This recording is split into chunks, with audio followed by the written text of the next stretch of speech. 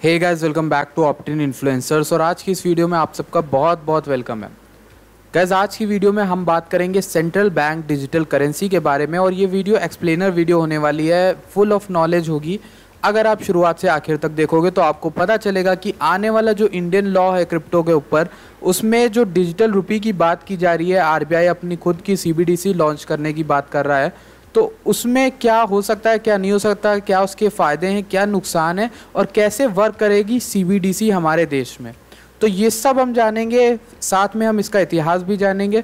तो आप पहली बार अगर चैनल पे आए हो तो मेक श्योर करें कि आप चैनल को सब्सक्राइब करके हमारी कम्युनिटी से जुड़ जाइए, क्योंकि यहाँ पर आपको मिलता है प्रीमियम क्वालिटी कंटेंट।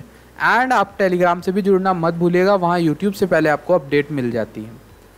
अब देखते हैं, कॉइनडेस्क का एक आर्टिकल है जो कि अप्रैल में आया था इस साल के। उसमें बोला गया था India central bank sees pros and cons with national digital currency. इसमें आरबीआई की एक रिपोर्ट के बारे में बात की गई, जिसमें आरबीआई ने सीबीडीसी पे कमेंट किया था। आरबीआई ने सीबीडीसी पे कमेंट क्या किया था वो जानने से पहले हम ये जान लेते हैं कि सेंट्रल बैंक डिजिटल करेंसी होती क्या है।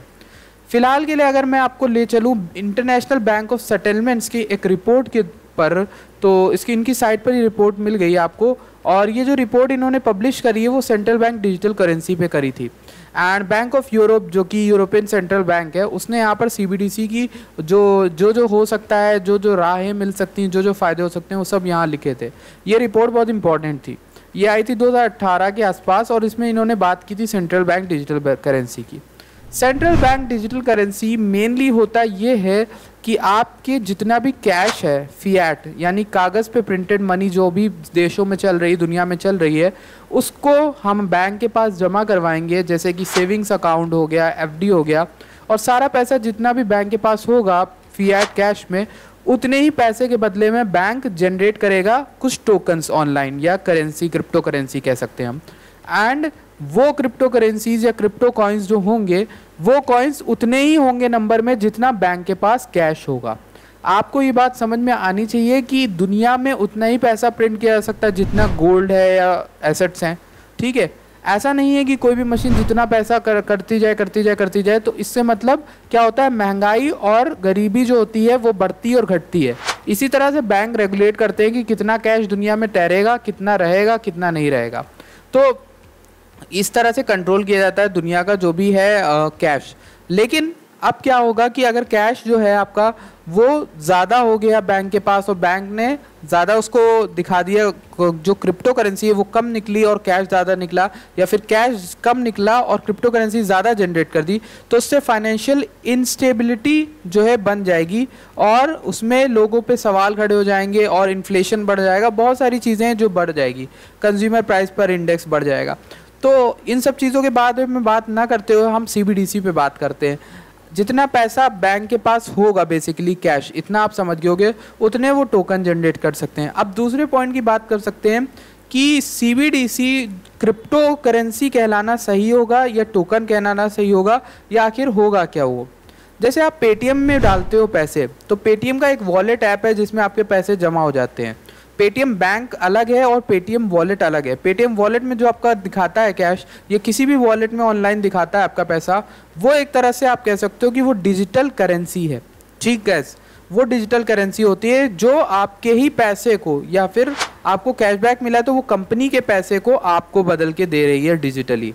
तो कंपनी के पास उतने 4 रुपये, अगर आपको 40 रुपये आपको दिए, तो 40 रुपये नोटों में कंपनी के पास होने चाहिए, ठीक, तभी उसको मान्य होगा। आप टोकन हद से ज़्यादा नहीं जनरेट कर सकते। एंड ये बात बहुत इंपॉर्टेंट है, तभी रिपीट कर रहा हूँ मैं। गाइस, और बात कर लेते हैं, क्रिप्टो करेंसी होगी सीबीडीसी या टोकन होगा। सीबीडीसी मेनली टोकन कहलाना ज़्यादा सही रहेगा, बजाय इसके कि उसको क्रिप्टो करेंसी की कैटेगरी में डाला जाए। क्यों? क्योंकि जो सीबीडीसी होने वाले हैं वो ज़रूरी नहीं है कि डिस्ट्रीब्यूटेड लेजर यानी कि ब्लॉकचेन टेक्नोलॉजी को यूज़ करें, बल्कि सिंपली एक ऐसा कॉइन या टोकन बना दिया जाएगा जो आपको आपके पैसे बैंक के पास रखवाने या फिर आरबीआई के पास रखवाने के बदले में मिलेगा। तो ऐसी चीज़ को हम टोकन्स कहते हैं। जब आप अपनी किसी एसेट या किसी भी चीज़ को आप अपने रखवाते हो, किसी सोनार किसी के पास, तो आपको एक रसीद काट के देता है। उस रसीद को अगर आप फाइनेंशियल वर्ड में देखोगे तो उसको टोकन कहा जाता है। वैसे ही तरह से आरबीआई को आप जब पैसे अपने जमा करोगे तो आपका वो पैसा जो है वो टोकन बन जाएगा और आपको ही दे दिया जाएगा। आपके मोबाइल में, आपके बैंक ऐप में, आपके कंप्यूटर, कहीं भी आपको डिजिटली दिखाई देगा। वो पैसा आपका सीबीडीसी कहलाएगा और इसे टोकन कहना ज़्यादा सही रहेगा क्योंकि ये आपको पैसे के बदले मिल रहा है अपने। ठीक, ये चीज़ हो गई। अब हम बात कर लेते हैं सीबीडीसी के ऊपर कुछ इंपॉर्टेंट चीज़ों के बारे में जो आपको जाननी चाहिए। अगर इंडिया में भी आएगा तो ये भी आपको इम्पॉर्टेंट है क्योंकि इंडिया में भी यही प्रॉब्लम्स आएंगी, यही चीज़ें होंगी। सीबीडीसी पहली चीज़ तो एक अच्छी चीज़ हो सकती है। क्यों हो सकती है? ये कस्टमर्स को यानी सिटीजन्स को लार्ज अमाउंट ऑफ मनी अपने पास रखने का मौका देगा without the involvement of banks and intermediaries. तो कहने का मतलब ये है कि आपको जब भी आपके बैंक में ज़्यादा पैसा होता है या फिर आपको बैंक्स में लिमिट होती है कि आप इतना नहीं रख सकते, इतने के ऊपर इतना चार्ज कटेगा, नहीं रख सकते, तो ये सब चीज़ें जो हैं ये सब पूरी तरह से ख़त्म हो जाएंगी कुछ हद तक। और दूसरी चीज़ ये है कि एक तरह से ये फास्टनेस लाएगी और हमारी इकोनॉमी को और आगे ले जाएगी। मॉडर्नाइजेशन तो होगा ही, साथ ही साथ हम और आगे जा सकते हैं। दूसरी चीज़ जो मैं आपको बतानी वो इम्पॉर्टेंट है और वो क्या है? पहली चीज़, ये पूरी तरह से सेंट्रलाइज्ड होने वाली है सीबीडीसी, जो कि क्रिप्टो करेंसी का उल्टा है। गैस, क्रिप्टो करेंसी वर्क करती है डिसेंट्रलाइजेशन के ऊपर, यानी ताकि हर लोग, जितने भी लोग हैं उनके पास उनके पैसे का कंट्रोल हो उनके पास। गैस ठीक, तो क्रिप्टो करेंसी से एकदम उल्टा हो जाएगा सीबीडीसी, क्योंकि सीबीडीसी आपको मिल ज़रूर रहे हैं टोकन के रूप में, पर वो आपको अपने पैसे देने के बदले प्लस गवर्नमेंट या फिर आरबीआई या फिर जो भी आपका सेंट्रल बैंक है आपके देश का, उसके पास ये हक रहता है कि वो आपका बैंक अकाउंट कभी भी बंद कर सकता है, कभी भी आपके पैसे को वो आपको ब्लॉक करवा सकता है आपके अकाउंट को, या फिर आपके में से कोई गलत इलीगल एक्टिविटी लगेगी तो बंद कर सकता है। अच्छी चीज़ है, यही चीज़ अच्छी है, बट डिसेंट्रलाइजेशन का ये उल्टा है। डिसेंट्रलाइजेशन में एक बंदे के पैसे को उसको फ्रीडम दी जाती है कि वो अपने पैसे को जिस मर्जी से चाहे जहाँ पे चाहे सेंड कर सकता है without asking for permission from a third party, यानी किसी तीसरे बंदे से उसे पूछना ना पड़े या परमिशन ना लेनी पड़े। बट यहाँ पे तो उल्टा होगा, यहाँ पे आपको आरबीआई से लेना पड़ेगा, आरबीआई अप्रूव करेगा आपके ट्रांजैक्शन को, तब आपका जो है ट्रांजैक्शन आगे जाएगा। प्लस दूसरी चीज़, आरबीआई आपके हर एक ट्रांजैक्शन पे मॉनिटर करेगा कि आपका पैसा जा कहाँ रहा है, कहाँ से आ रहा है, कहाँ जा रहा है, सब कुछ उसको पता होगा। तो इसीलिए इसको डिसेंट्रलाइजेशन नहीं कहा जा रहा है, इसको सेंट्रलाइज कहा जा रहा है। और इसीलिए मैं सीबीडीसी के सपोर्ट में थोड़ा वैसे बोलता हूँ, हालांकि है तो मॉडर्नाइजेशन, बट थोड़ा बहुत ये उल्टा पड़ता है डिसेंट्रलाइजेशन के कॉन्सेप्ट से, और मैं इसमें ज़्यादा पसंद नहीं करता इस कॉन्सेप्ट को। अब बात कर लेते हैं, चाइना ने अपना डिजिटल युआन को लेकर टेस्टिंग शुरू कर दी है। बहुत से ऐसे देश हैं जो अपने सीबीडीसी पे वर्क कर रहे हैं, और ऐसे बहुत से देश हैं गाइस, अकेला चाइना नहीं है। यूएसए के जो फेडरल है वो एमआईटी यानी मैसाचुसेट्स इंस्टीट्यूट ऑफ टेक्नोलॉजी के साथ मिल के रिसर्च कर रहा है सेंट्रल बैंक डिजिटल करेंसी को लेके। चाइना ने तो अपना लॉन्च भी कर दिया है और वो लोगों को बांट भी रहा है, अब टेस्टिंग में चल रहा है 10 मिलियन। और 15 जून को एक हियरिंग हुई थी जिसमें यूएस के जो आपको फेडरल रिजर्व के चेयरमैन हैं, उन्होंने खुद बोला था कि जो सीबीडीसी है वो आगे चल के इकोनॉमी को और अच्छा कर सकते हैं। अब मैं आपको एक बात बताता हूँ जो बड़ी ही इसका नेगेटिव कहला के आएगी सेंट्रल बैंक डिजिटल करेंसी की, वो ये है कि सेंट्रल बैंक डिजिटल करेंसी अगर आ जाएगी तो उसमें क्या होगा कि आपके जो बैंक्स हैं ट्रेडिशनल, उनका पूरी तरह से रोल ख़त्म हो जाएगा। ये आर्टिकल ये मैंने ढूंढ के निकाला है, bank of Indian international settlements का एक रिपोर्ट थी ये। Old questions about the role of central bank money, the scope of direct access to central bank liabilities and the structure of financial intermediation. कहने का मतलब ये है कि एक तीसरा आदमी जो आप तक आपसे इंटरेस्ट लेता था, आपके पैसे आपको किसी और को भेजना था तो बीच में चार्ज काटता था, कोई तीसरा आदमी, जो कि हम जिस तीसरे आदमी की बात कर रहे हैं वो है बैंक्स। बैंक्स का पूरी तरह से रोल ख़त्म होने वाला है, और अगर सीबीडीसी आ गई तो बैंक्स ना ही कुछ चार्ज कर सकते हैं, ना ही उनकी कोई अथॉरिटी होगी आपके सीबीडीसी के ऊपर, सीधा आपका कनेक्शन आरबीआई के साथ होगा। तो ये कहने का मतलब है गवर्नमेंट और आपका सीधा लिंकअप हो जाएगा पैसे को लेकर। अब बैंक्स के ऊपर ज़्यादा कुछ ताकत नहीं रह जाएगी, और अगर बैंक्स के पास ताकत नहीं रह जाएगी तो क्या होगा कि बैंक्स अपना पैसा लूज़ करेंगे, बैंक्स का जो धंधा कम हो जाएगा, तो कम हो जाएगा तो फिर ये किस में लाएगा, उनके पास जो चीज़ चल रही है उसमें वो पैसा बढ़ाएंगे। कौन सी चीज़ चल रही है? लोन्स।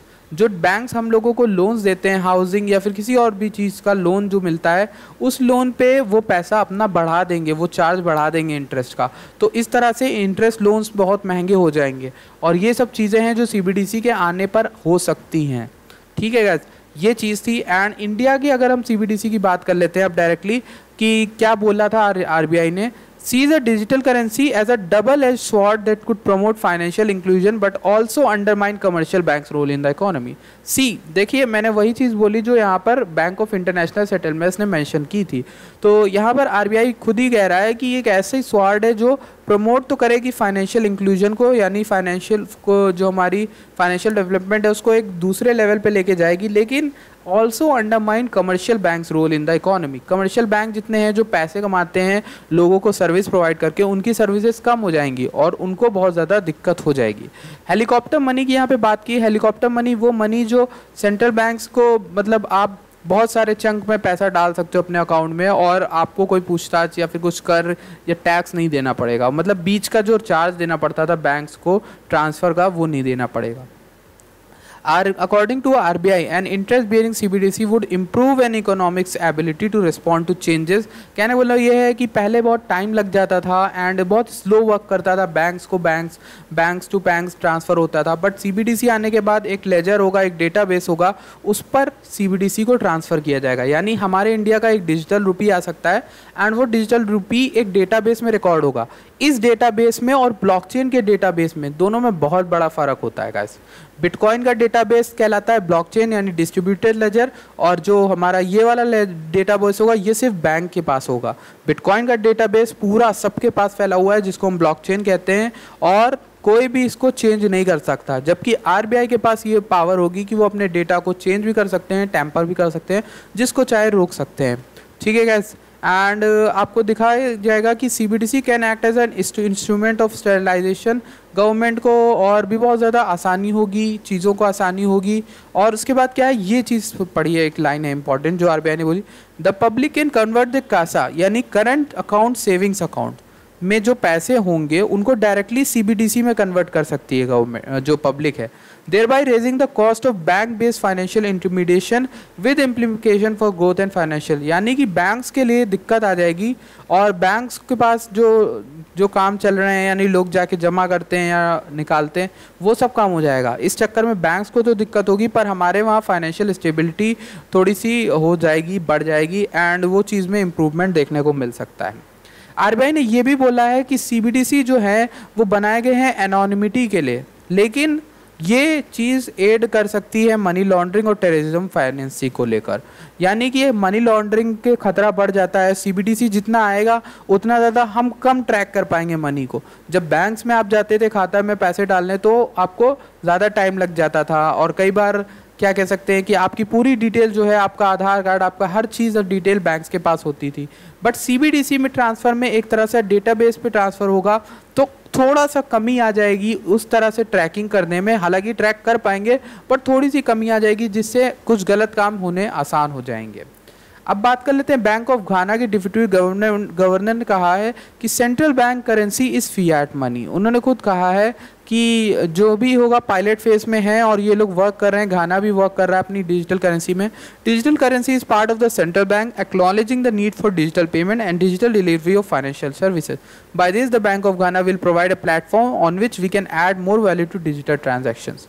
घाना भी वर्क कर रहा है एंड ये एक आर्टिकल $, अल जज़ीरा पे पड़ा हुआ था एंड इसमें भी आप पढ़ सकते हो, पूरा डिटेल में लिया हुआ है क्या एडवांटेजेस है क्या नहीं है। मैंने ऑलरेडी आप लोगों को ये सब बता दिया है। और ई कैश, जी कैश, बहुत सारे कैशेस ऑलरेडी आ चुके हैं जो प्राइवेसी को लाते हैं। अब इसके साथ बात कर लेते हैं क्या प्राइवेसी को क्या हो सकता है।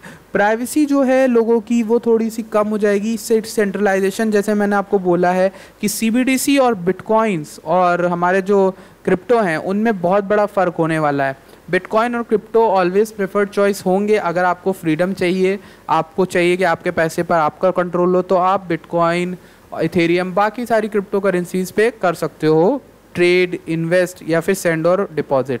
तो CBDC जो है वो पूरी फाइनेंशियली वही होगा कि आपके हाथ में जो कैश है वो आपको डिजिटली मिल जाएगा।